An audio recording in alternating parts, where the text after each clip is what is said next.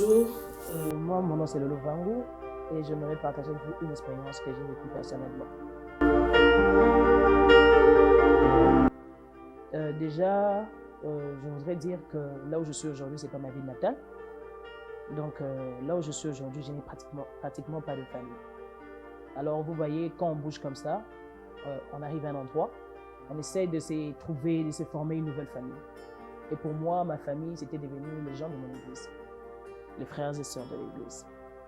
Et ce qui s'est passé, c'est qu'en 2015, j'ai perdu ma mère. Elle était souffrante et elle est décédée. Et vous voyez, comme j'ai dit, quand on n'a plus de famille, pendant le deuil, on s'est dit, OK, la famille, ma nouvelle famille sera là pour moi. Dans cette nouvelle famille, bien sûr, il y a toujours certaines personnes avec lesquelles on est plus proche que d'autres. Donc on s'est dit, ces gens-là seront là. Mais ce qui s'est passé, c'est que ces gens-là n'ont pas été là.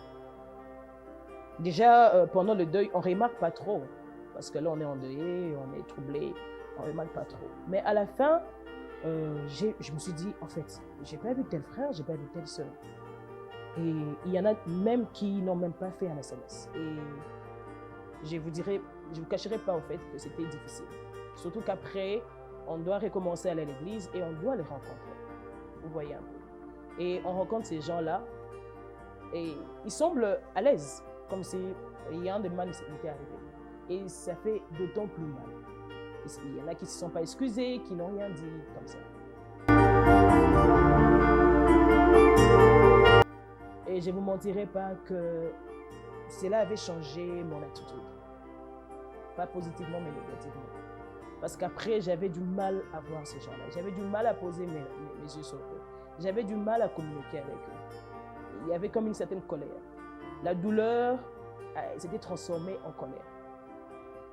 Et plus ça passait comme ça devenait de plus en plus intense. Et c'est mon cœur qui commençait à noircir. Mais je me suis dit, ça ne peut pas continuer comme ça. Parce que quand mon cœur s'est noirci, c'est comme si moi-même je deviens maintenant un obstacle à ma bénédiction.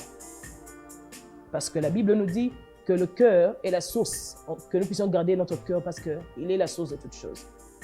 Et donc, je suis allée voir mon pasteur pour parler avec lui. Je lui ai expliqué le problème, ce que j'ai ressenti. Mon pasteur m'a dit, je te comprends, mais seulement tu dois t'efforcer à surpasser ça. Tu dois vaincre cette colère-là. Parce que c'est peut-être une situation, une expérience qui est arrivée et Dieu veut t'apprendre quelque chose au travers de ça. Donc, tu dois juste comprendre la leçon de Dieu. Et donc, après ça, j'ai commencé à m'efforcer. Je me suis dit, OK, je vais prier. Et désormais, je n'éviterai plus ces gens-là. Et c'est ce que j'ai commencé à faire. Quand je le voyais, j'ai posé mes yeux sur eux, j'ai regardé, je disais bonjour et j'ai passé. Et cela a évolué comme ça jusqu'à ce que cette colère-là a complètement disparu.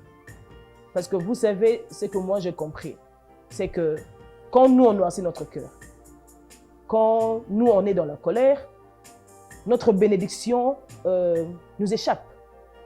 Parce que comme j'ai dit, le cœur est la source. Mais ces gens-là, eux, continuent à vivre leur vie normalement. Donc, pour eux, rien n'a changé dans leur vie. Alors, pourquoi laisser les gens devenir un obstacle à notre bénédiction? Donc, ça devait que changer. Et Dieu merci, cela a changé. Dieu merci, j'ai pu surmonter cette déception-là.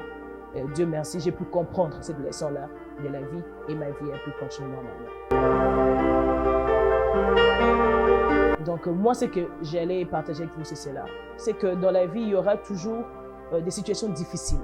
Il y aura des moments difficiles que nous pourrons traverser. Des gens qui pourront nous abandonner. Les gens sur qui on pouvait compter. Mais peu importe cela. Nous, notre part, c'est apprendre de Dieu la leçon et encore faire en sorte de ne pas noircir notre cœur. Parce que notre cœur est aussi la source de notre bénédiction.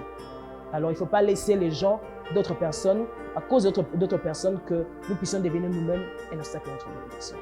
Donc, c'est ce que moi, j'allais partager avec vous aujourd'hui. Merci.